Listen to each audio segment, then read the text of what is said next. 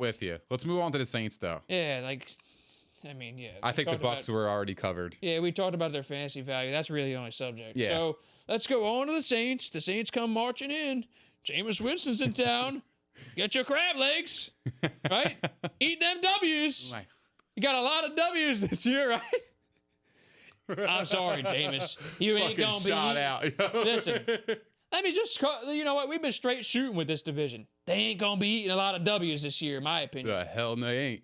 There's a lot of people that still have in the playoffs. I don't see how you could justify that right now with no Michael Thomas. I hope Powell's is not one of those teams. No, or one of those guys that thinks that.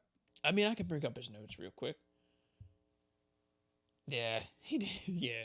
He included the Saints in the playoffs? No. Okay. It's a clear cut. He's smart. Bucks. He's a smart guy. Yeah. But, so the obvious interesting situation there is the QB battle. Drew Brees retired finally. We don't know what's going to happen. And the wide receiver depth is a major question mark. Michael Thomas might miss a lot of time. He might be back week 1. We don't know yet.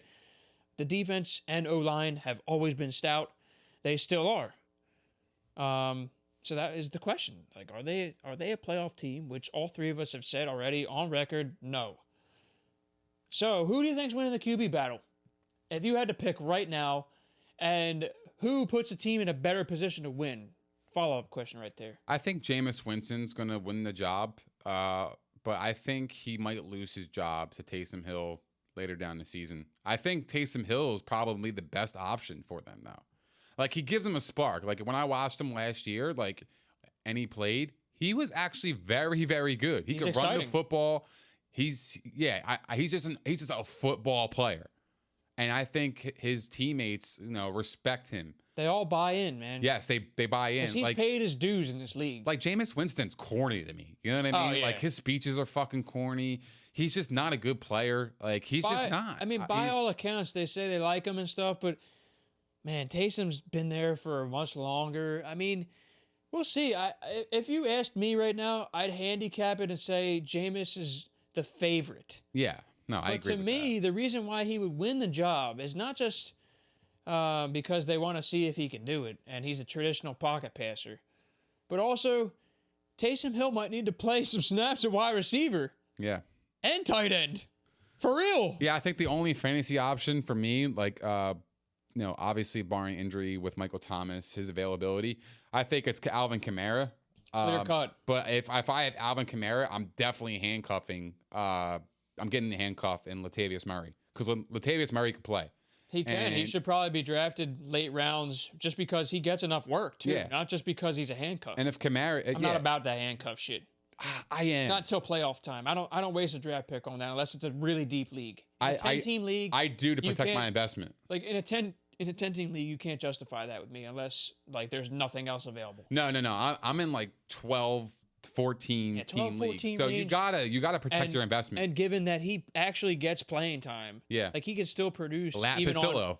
Lapicillo. Yo, he is good. I'm serious. Latavius Murray can produce. There's a handful of backs in the league where you give them 10 touches at a change of pace, and they actually will do something. Kareem Hunt, Latavius Murray, they're guys that can have value despite being backups. Mm-hmm. Alvin Kamara, clear-cut top 4 option at this point. Wow. Top 4? I mean, that's where he's going. Yeah, I mean, top I probably 5 is a lock. He was number 1 last year. I'm scared, though, man, because I feel like a lot of teams could crowd the box because they don't have that actual quarterback. But the reasoning is because if we're talking PPR, he's going to get those dump off passes. Granted, the number of dump off passes dropped when Breeze wasn't in the lineup. That's something to monitor, but I think Sean Payton will always find a way to get these guys involved. Yeah. So Alvin Kamara is just a special talent, set it and forget it guy. Top 5 option for sure. Yeah, I agree with you. But Michael Thomas, I mean, I think he's definitely an option to look at, but I don't think he's going to be a top 10 wide receiver. He's going high right now, by the way. Which I'm surprised about. I don't understand it. Slant Boy Thomas. I don't want any part of that situation. Maybe he's a trade target for me. Like if I'm looking through teams and they're like, I'm sick of waiting for this guy. Like week 5 comes around, I'm like, I'll get him for my bench, and maybe he'll start for me in a couple weeks. Yeah, He's not one of my targets. Fantasy value though, I'm ignoring all those receivers. You got Traquan Smith, Marquez Callaway, Ty Montgomery is back at receiver again. Yeah. Adam Troutman's the tight end. Like, I want nothing to do with this shit. And it's a shame because when Thomas is in the lineup, maybe it makes it a little bit more interesting. Like, maybe Traquan Smith can sneak in there as a wide receiver 4 or, you know. Otherwise, though, until he does return, the only other player besides Alvin Kamara and a tiny bit of Latavius Murray that I would be interested in is if Taysom Hill got the job. I mean, he was a top 10 fantasy option when he was quarterbacking. Well, that's because because of the legs. Yeah. And, I mean, the passing production was kind of there. He was putting up stats. I might have it in front of me. He was actually like a tight end option in the ESPN. Yeah, that whole thing definitely caused a lot of fights. That was massive. It did in a few of my leagues. In a couple of them, it didn't. And I did have him at tight end in one. I'm like, all right, listen, I was the one who was smart and went out and got him. So I followed the rules. ESPN says he's eligible. He's playing. Yeah. That's how it is. And Jameis Winston's prices are fucking crazy, too. His 2015 Panini Prism base is going for $230. Like, I'm selling that. Yeah. I think it's going to tank. I think it's going to tank to like about like $50, $60 by the end of the year.